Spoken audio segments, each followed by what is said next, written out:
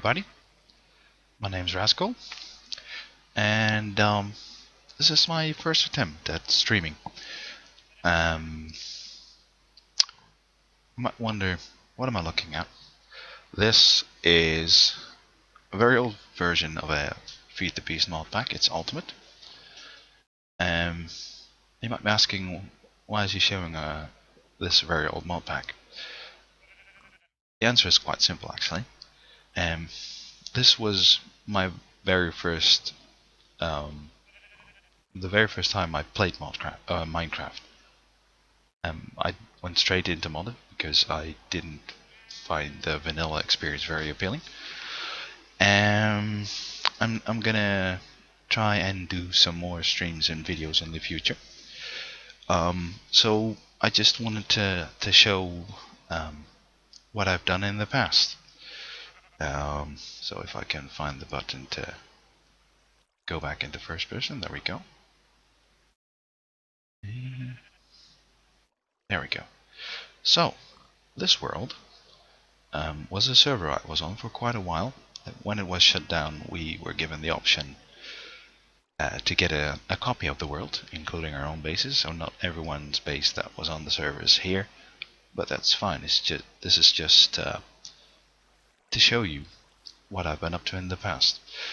And why am I looking at this ginormous structure, you wonder? Because this was one of the biggest projects I did on the server. A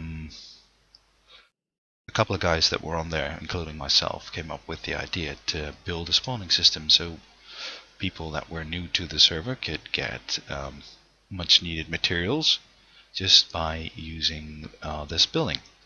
And it actually is just one ginormous structure with auto spawners. When we first constructed it, it was just one big giant concrete tower. It wasn't very visually appealing. My opinion still isn't very much, but one of the guys that were on the server did do some tree crossbreeding, and he managed to get sequoias.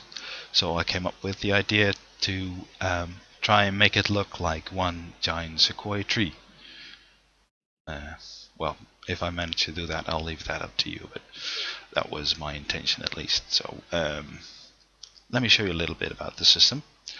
I dubbed it the Tebicorp Spawnomatron 5000 after one of the original owners of the series. That was Dirk Tebbers. He had a series with another YouTuber called Stocko and they actually inspired me to start playing modded Minecraft in the first place. When I was watching them have so much fun, I was like, well, I really should give that a try, and I did, and I've played Minecraft ever since. And that's why I dubbed the tower after one of them. This room right behind here, in the ceiling, there is a soul cage with the highest tier, what's it called? I don't know. The crystal, and it has mushrooms in it. So all of the essence provided for the auto spawners in each of the separate rooms is provided by mushrooms. And every consecutive layer of the structure has a different creature. As you look at it, you might ask why, how it's operated, because there are no buttons, no levers, nothing. All you can see is a lot of tesseracts and power cells and a lot of conveyor belts. And I'll show you. There's a specific reason why this building is here. When we designed this structure, we didn't know a whole lot about what the best way was to spawn mobs, and from watching other people's videos, I'll learn about auto spawners, and I was like, okay, that's a good thing. In retrospect, it would be easier to just farm each of the mobs into a soul cage and have them spawned via the usual redstone means. Um, but yeah, um, I also wanted to try something that of a, a block in the mod pack that was from Red Power. Um, Everyone that has played Minecraft for a long time knows Red Power 2, including me, and I absolutely love the mod. So, and I came across this little thing, which is, let me see if I can find the computer. Um,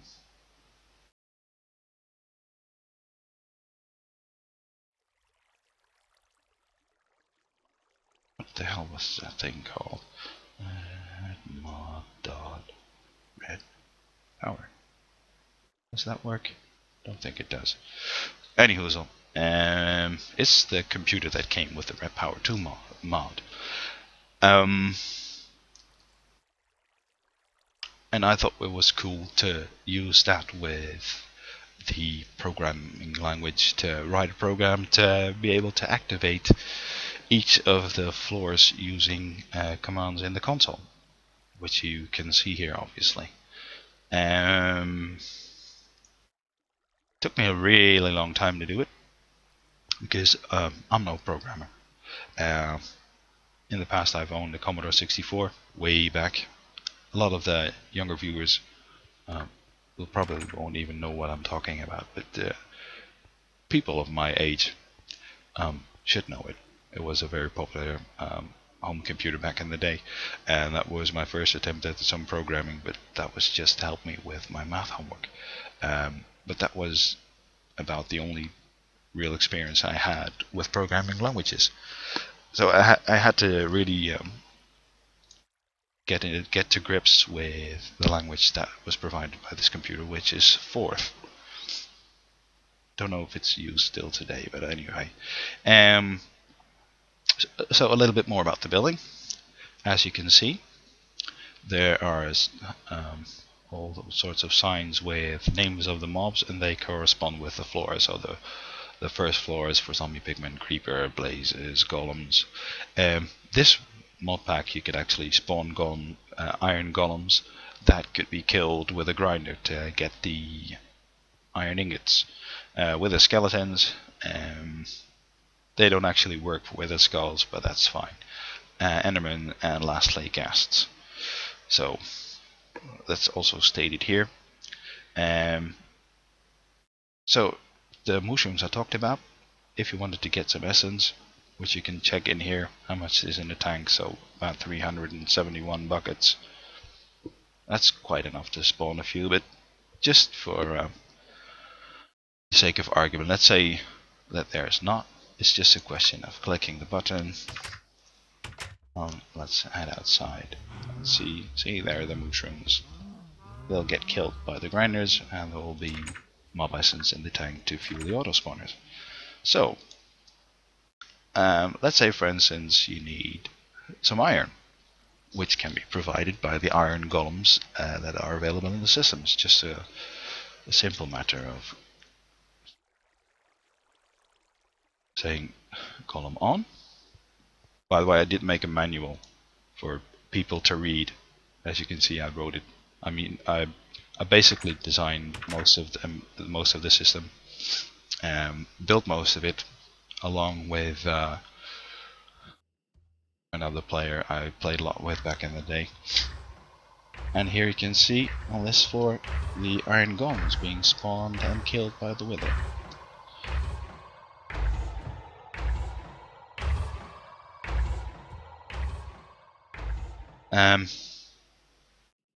And if you wanted to wait to see what happens up there, we made a little observation deck.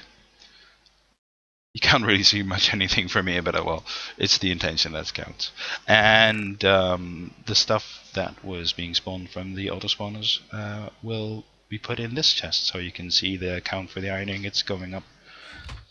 Let's turn the system off. And you can see the lamp switching color when one of the spawners on. There's also an emergency system because the red power computer is known to hang up from time to time, and to make sure that no access mob spawning goes on, because we had that in the early stages when the tower was still in development. Someone left the cow spawner on, and at some point one of the players came onto the server and there was a ginormous explosion of mushrooms going about the town, and the server was lagging so much that it was barely playable. So I've built this emergency system. If I push this button, which I'm not going to do, all of the safari nets will be pulled from every auto spawner and put it in a chest in the basement of the tower, which I'll show you in a little bit. But first, for good measure, let's turn everything off. Spawners deactivating. See, and all the lights will turn back to green. To make sure that only the stuff we really wanted ended up in the loot chest, we've designed this bit underneath. It's just a lot of tubing and stuff that ensures that none of the unwanted mob drops will get into the chest, and also the pigmen, they drop gold nuggets and they will be auto crafted into ingots before they will be sent to the loot chest. And all the recyclers here, they recycle stuff like the arrows and the zombie flesh and whatnot. The scrap is burned in the generators to help power all of the systems above.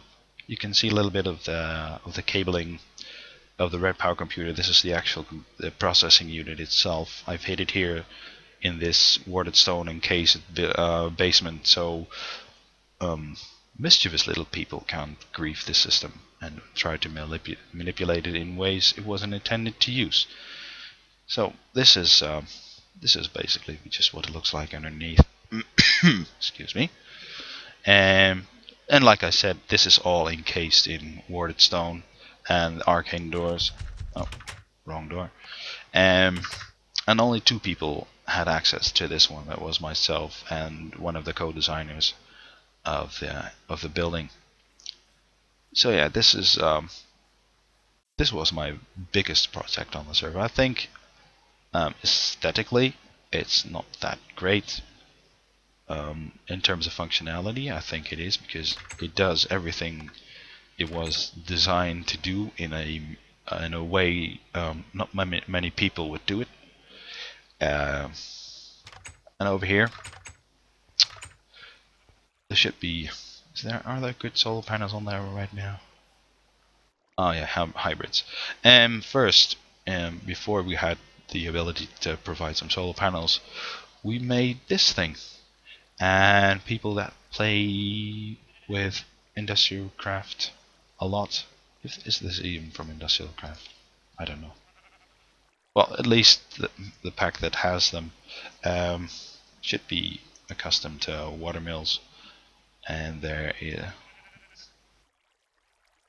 does it show which mod it's from? No, it doesn't. Well, that's fine. But yeah, there is a way to make them so that they produce quite a bit of power early on. This goes all the way down to bedrock. This was initially at my base as a starting system until I had enough resources to build the decent solar panels. This place was called Prairie Town. Jesus, why did I have to think about it? This is actually where they ended their original series on YouTube. This was intended to be a public power system, which never got finished, but rarely any Minecraft project ever gets finished, right? This is the public workshop with all the machines you would initially need to advance through the tech trees. So let's head back to my place.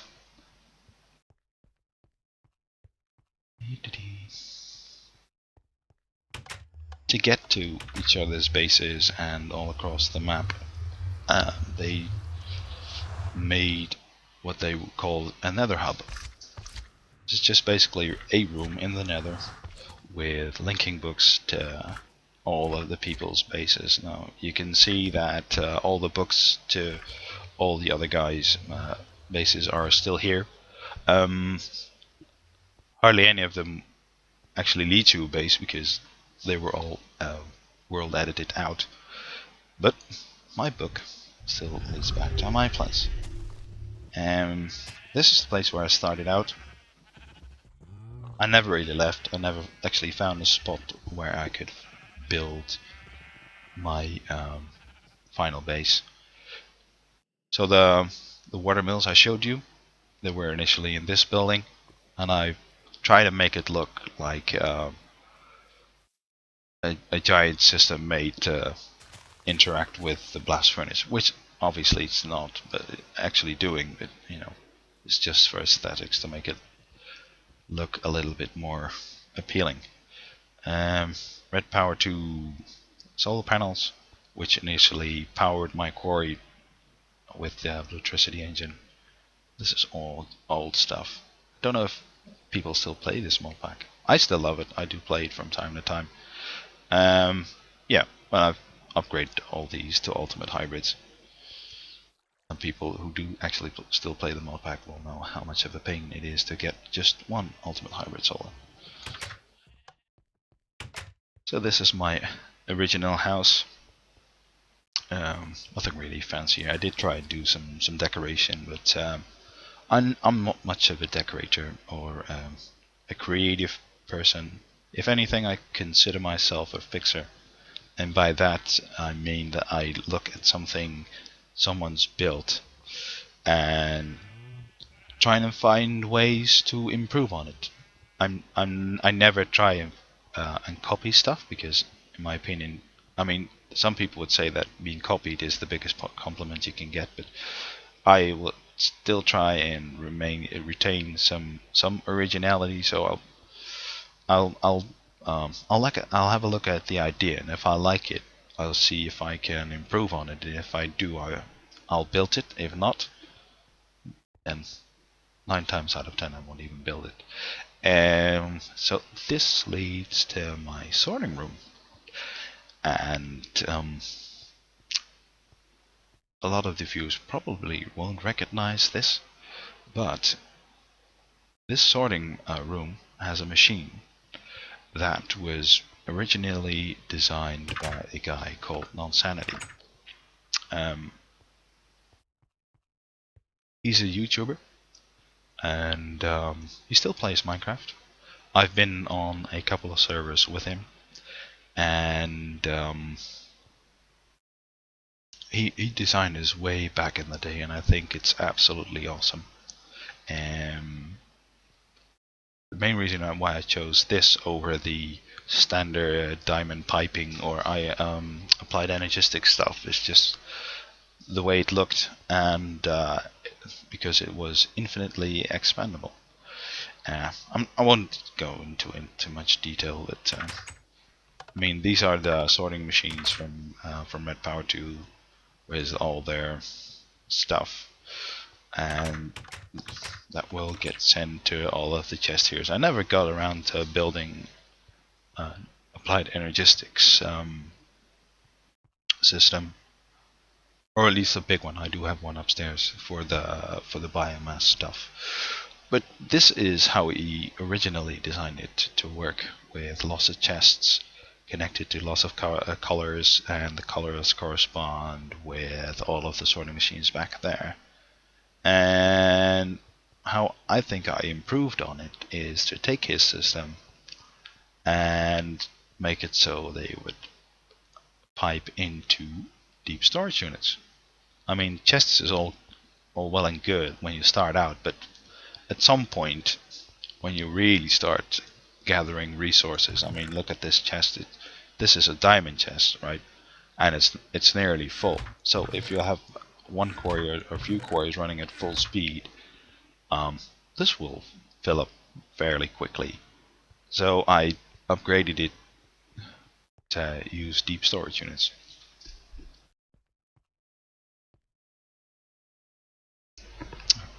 Emergency mute there. I have a bit of a cold. Um, I don't know if I can even find the bit where my forestry stuff was. It's been so long since I've been on this world. No, not here. So let's head back up further. What was in here? Charcoal? I think it's charcoal. Yeah, charcoal. Um,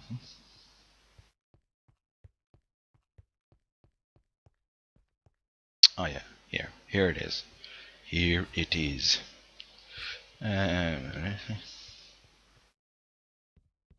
So this is the only bit of applied energistics I did on the servers. That's just to process all the stuff. Oh, maybe that was a bit too quick.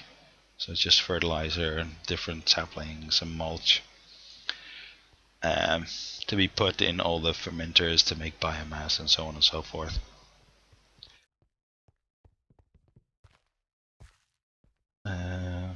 Alright, these are the charcoal makers that process the stuff from up top from the tree farms.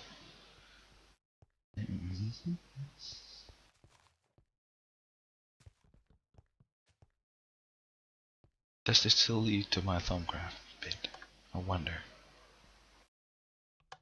Guess it doesn't. No, it doesn't anymore. Oh well. So this has been a really quick tour of how I started out in Minecraft.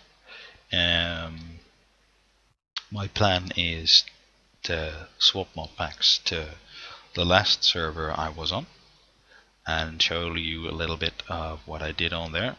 That actually got featured in one of Nonsanity's YouTube videos at the end of his series, whereas we showed what everyone did. But I will give you a personal tour. So I will be back in a little bit.